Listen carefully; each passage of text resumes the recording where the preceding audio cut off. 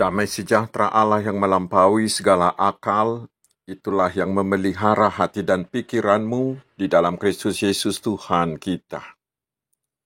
Amin. Selamat hari Minggu, saudaraku. Mari kita menerima firman Tuhan untuk Minggu Eksau di hari ini. Yang menjadi dasar khotbah adalah dari kitab Mazmur pasal 1 ayat 1 hingga ayat 6. Saya akan bacakan untuk kita, mari kita simak dengan baik. Berbahagialah orang yang tidak berjalan menurut nasihat orang fasik, yang tidak berdiri di jalan orang berdosa, dan yang tidak duduk dalam kumpulan pencemooh. Tetapi yang kesukaannya ialah Taurat Tuhan, dan yang merenungkan Taurat itu siang dan malam. Ia seperti pohon yang ditanam di tepi aliran air, yang menghasilkan buahnya pada musimnya, dan yang tidak layu daunnya. Apa saja yang diperbuatnya berhasil. Bukan demikian orang fasik. Mereka seperti sekam yang ditiupkan angin. Sebab itu orang fasik tidak akan tahan dalam penghakiman. Begitu pula orang berdosa dalam perkumpulan orang benar. Sebab Tuhan mengenal jalan orang benar, tetapi jalan orang fasik menuju kebinasaan. Demikian firman Tuhan. Saudara-saudaraku yang dikasihi Tuhan Yesus Kristus, kita tahu bahwa hidup di dunia ini selalu dihadapkan pada pilihan. Hampir setiap saat kita harus memilih. Dan pilihan itu ada pada kita sendiri. Tetapi ingat, setiap pilihan punya konsekuensi sendiri. Dan kita harus menanggung konsekuensi atas setiap pilihan yang kita ambil. Itulah juga seruan firman Tuhan hari ini. Kehidupan yang bagaimana yang akan kita pilih? Hidup bahagia atau hidup sebagai orang jahat? Hidup yang berakhir pada sukacita atau yang berakhir pada kebinasaan? Saudaraku, pilihan itu ada di tangan kita sendiri. Dan kita sendiri yang bertanggung jawab dan menanggung risiko atas pilihan itu. Tetapi firman Tuhan hari ini mengajak kita, mari pilihlah hidup yang berbahagia. Lalu pertanyaannya, hidup yang bagaimana yang disebut sebagai hidup yang berbahagia? Ada ahli mengatakan bahwa hidup berbahagia itulah kualitas hidup tertinggi yang dapat diraih manusia, yaitu hidup yang penuh sukacita dalam segala keadaan dan kondisi. Hidup yang mampu mencukupkan diri, baik dalam hal material, terutama hal spiritual, baik untuk jasmani, terutama untuk hal rohani. Lalu, bagaimanakah caranya agar kita bisa hidup berbahagia? Itulah yang diterangkan oleh firman Tuhan hari ini bagi kita. Pertama, mari kita lihat di ayat 1, dikatakan ada 3 hal atau jangan atau tidak yang harus kita jauhkan agar kita berbahagia. Yang pertama dikatakan yang tidak berjalan menurut nasihat orang fasik. Siapakah orang fasik? Orang fasik adalah orang-orang yang selalu melawan Allah, yang menghina Allah, yang tidak peduli dengan hukuman Allah, tetapi yang hidup seenaknya, yang hanya mau menuruti nafsu dan pikirannya. Mereka akan menjadi orang yang binasa. Tetapi kita akan berbahagia bila kita berani, bila kita konsisten mengatakan tidak terhadap setiap perbuatan seperti itu. Tetapi saudaraku, itulah pergumulan kita saat ini. Karena semakin banyak orang yang tidak berani, yang tidak konsisten mengatakan tidak terhadap tindakan kejahatan. Justru semakin banyak orang yang menirunya, yang mengikutinya. Sehingga kejahatan sepertinya berjemaah, rame-rame. Korupsi berjemaah, kekerasan berjemaah, menipu berjemaah, berantem rame-rame, dan lain-lain. Firman Tuhan hari ini menegaskan, agar kita berbahagia, kita harus berani, kita harus konsisten mengatakan tidak kepada semuanya itu.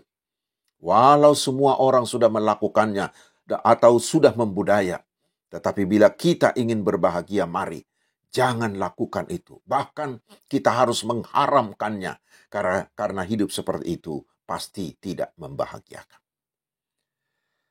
Dan tidak yang kedua dikatakan, yang tidak berjalan di jalan orang berdosa. Artinya, agar kita berbahagia, jangan dekat-dekat dengan orang berdosa. Siapakah mereka? Mereka adalah orang yang membuat dosa sebagai kebiasaan, sebagai kenikmatan.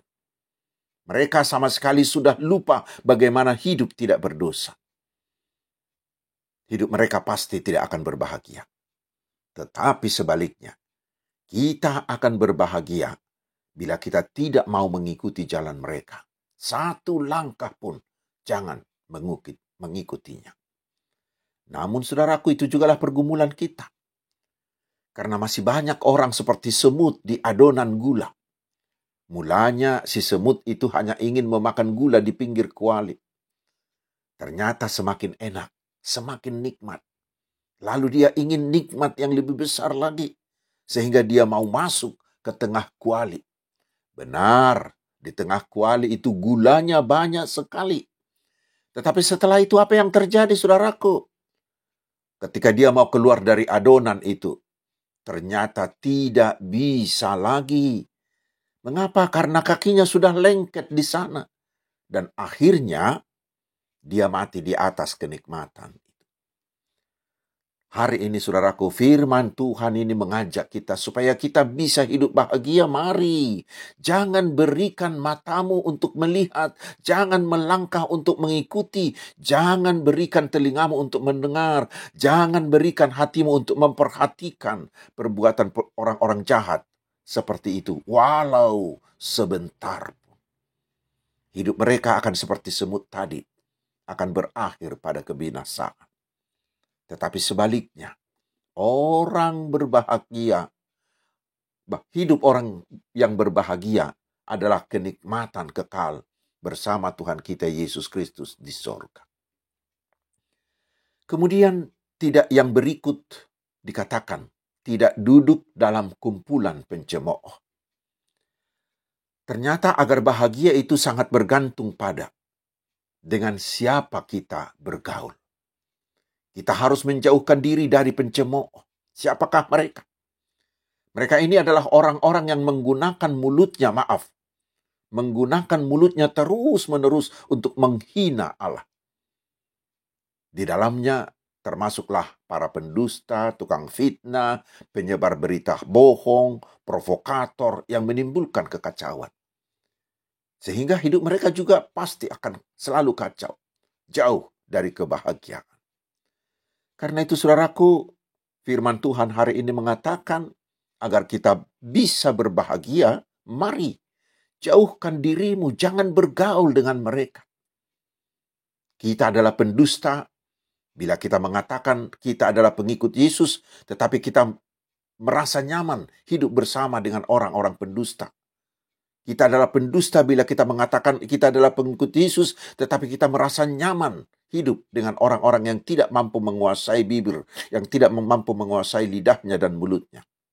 Sehingga sekarang kesimpulannya adalah, agar kita berbahagia, itu bergantung pada siapa teman kita bergaul.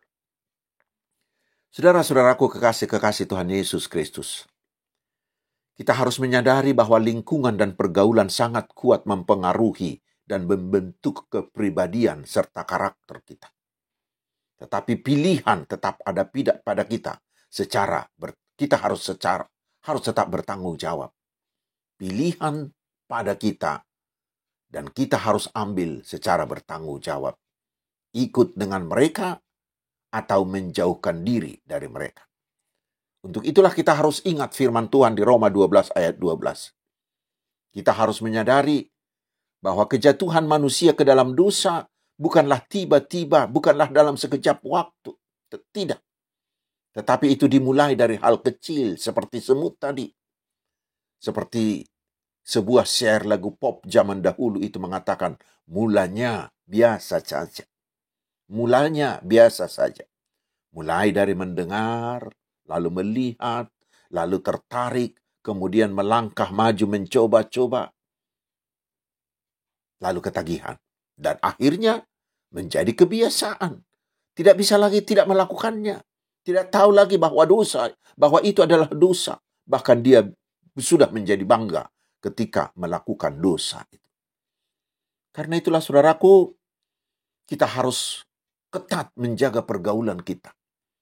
Agar kita bahagia sebagai pengikut Tuhan Yesus, kita harus seperti ikan di laut. Walau mereka dikelilingi oleh air asin, hidup 24 jam sehari di air asin, tetapi tidak pernah menjadi asin. Bahkan tentang doa Bapa kami, ada yang menuliskan seperti ini. Aku tidak dapat berdoa dan janganlah membawa kami ke dalam pencobaan. Padahal aku sendiri dengan sengaja memilih tinggal di situasi dan tempat di mana sangat besar kemungkinan aku akan dicobai. Kita sudah tahu bahwa tempat itu penuh dengan pencobaan. Tetapi kita dengan sadar pergi ke sana. Bila kita jatuh ke dalam pencobaan, saudaraku, jangan salahkan Tuhan. Karena itu saudaraku, bila kita ingin berhenti merokok, jauhkanlah dirimu dari orang-orang yang merokok. Demikian juga dengan peminum, pemabuk, pendusta, penggosip. Siapa kita sangat besar ditentukan oleh siapa teman bergaul kita. Dan itulah tugas kita sebagai orang tua, untuk mengarahkan, untuk memonitoring siapa teman-teman bergaul dari anak-anak kita. Karena itu akan menentukan mereka menjadi orang yang berbahagia atau orang fasik kelak. Namun saudara-saudaraku, ternyata tidak cukup hanya duduk dengan orang baik dan orang yang benar. Kita masih ingat Yudas, bukan? Dia setiap hari bergaul dengan orang baik dan benar, bahkan bersama dengan Yesus dan murid-murid Yesus. Tetapi dia bisa menjadi pengkhianat. Mengapa? Karena mata duitan. Untuk itulah ternyata harus ada yang kedua agar kita bisa berbahagia. Apa itu? Mari kita baca di ayat yang kedua dikatakan, yang kesukaannya ialah Taurat Tuhan dan yang merenungkan Taurat itu siang dan malam. Artinya, yang berbahagia adalah orang yang selalu rindu menerima firman Tuhan. Merekalah orang yang membuat Alkitabnya sebagai surat cinta Allah, sehingga dia sangat rindu membacanya terus-menerus. Hidupnya akan terasa kosong bila dia tidak membaca firman Tuhan. Lalu firman itu terus dia renungkan siang dan malam, dan membiarkan firman itu menguasai, mengendalikan hidupnya. Seperti tertulis di Yosua 1 ayat 8 itu. Firman itu menjadi tempatnya bertanya.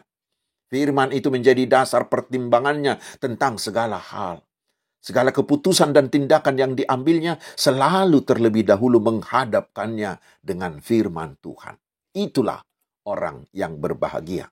Seperti dikatakan Yesus di Lukas 11 ayat 28.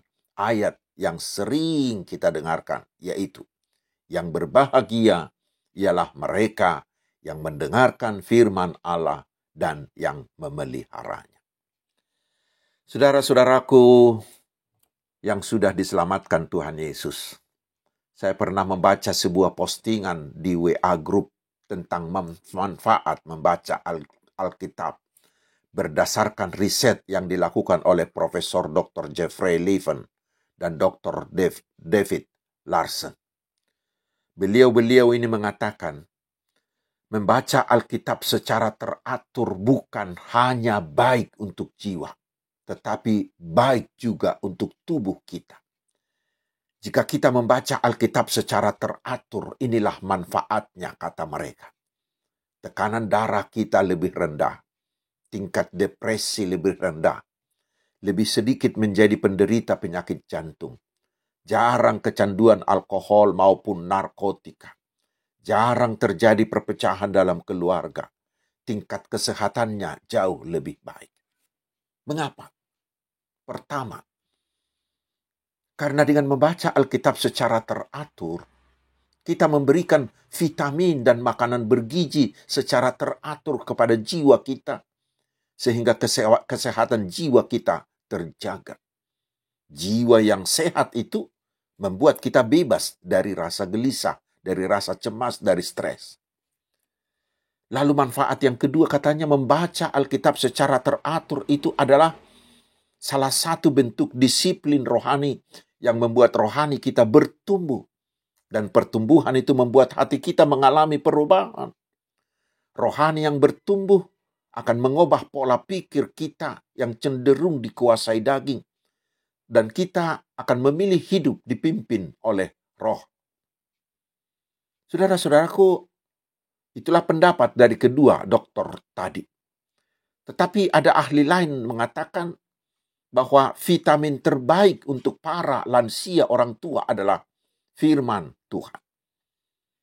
Dan kepada anak-anak muda, Mazmur 119 ayat 9 mengatakan dalam bahasa Indonesia sehari-hari, orang muda dapat menjaga hidupnya tak bercela kalau ia hidup menurut perintahmu.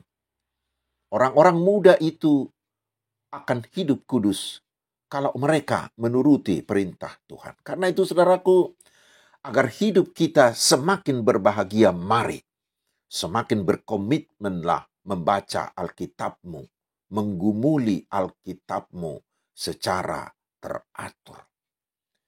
Dan ternyata saudaraku, manfaat hidup seperti itu sangat luar biasa. Mengapa? Mari kita baca di ayat 3.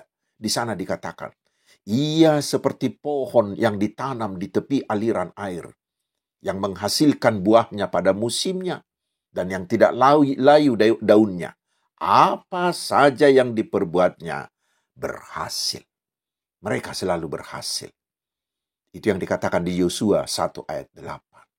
Sehingga walaupun di musim kemarau dia tidak akan layu. Walau dia ditimpa banyak persoalan, atau di PHK, atau usahanya morat-marit, atau dia sakit, atau dia menjadi miskin dan lain-lain, dia tidak pernah menjadi putus asa. Mengapa?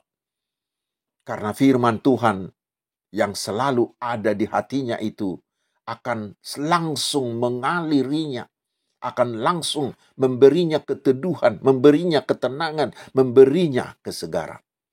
Itu dikatakan oleh buku nyanyian, buku Endeh HKBP nomor 248 ayat 2. Sai songo kau nadenggak ko ramos parbueni bulung nape naulido atok saitirui.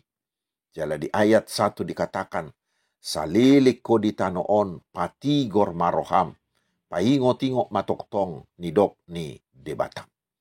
Demikian juga dengan buku Endeh HKBP 229 secara utuh mengutip nats ini. Tetapi sebaliknya saudaraku, para penjahat tadi, walaupun mereka nampaknya hebat, ternyata itu hanya sebentar. Karena akhirnya mereka akan hilang seperti sekam yang ditiupkan angin. Terutama di hari penghakiman kelak, pada kedatangan Tuhan Yesus yang kedua kali, mereka akan dimasukkan dalam kebinasaan yang kekal. Sangat mengerikan akhir hidup mereka. Karena itulah sekarang, saudara-saudaraku, pilihan ada pada kita. Tetapi firman ini mengajak kita, pilihlah hidup yang berbahagia, yang selalu hidup di dalam firman Tuhan. Dengan demikian, kita akan bisa menjadi alat Tuhan untuk menghadirkan kebaikan Allah bagi sesama kita. Tuhan Yesus memberkati kita. Amin. Marilah kita berdoa. Terima kasih Tuhan atas firman-Mu. Berilah kami hikmat-Mu, sehingga kami semua mengambil pilihan untuk hidup berbahagia, yaitu dengan menjauhkan diri kami dari orang-orang fasik, dari pendosa dan pencemooh. Tetapi kami mau bergaul erat dengan firman-Mu, membuat firman-Mu menjadi sahabat karib kami, menjadi makanan utama hidup kami. Yakinkan kami bahwa dengan demikian, kami akan hidup berbahagia dalam semua musim kehidupan kami. Ya Tuhan, kami percaya Engkau senantiasa memberkati kami, menyertai kami, menguatkan kami melakukan semua pekerjaan dan aktivitas serta pelayanan kami. Engkau akan mencukupkan segalanya bagi kami. Engkau akan menyembuhkan bila kami sedang sakit, akan menguatkan kami bila kami sedang lemah. Ya Tuhan, kami memohon kuasa-Mu turun atas semua gereja-Mu dan para hamba-Mu, sehingga semakin hari pelayanan gerejamu semakin baik untuk mendewasakan iman jemaatmu, menambah jumlah orang yang percaya kepada Tuhan Yesus. Biarlah hikmat-Mu juga menguasai para pemimpin bangsa kami, sehingga mereka selalu melakukan tugasnya dalam takut akan Tuhan, sehingga jauh dari korupsi, dari penyalahgunaan jabatan, tetapi selalu mengusahakan kesejahteraan bangsa ini. Kami memohon ya Tuhan, kuatkanlah teman-teman saudara-saudara kami yang sedang dilanda bencana di berbagai tempat di negeri ini. Dan kami mohon Tuhan, jauhkanlah segala bencana ini dari bangsa kami, sehingga bangsa ini tetap tenang dan dalam damai sejahtera.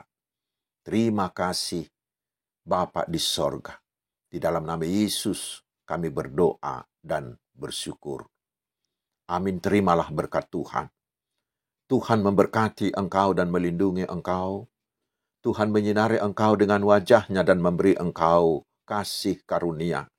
Tuhan menghadapkan wajah-Nya kepadamu dan memberi engkau damai sejahtera. Amin. Selamat hari Minggu, saudaraku. Tuhan Yesus memberkati kita.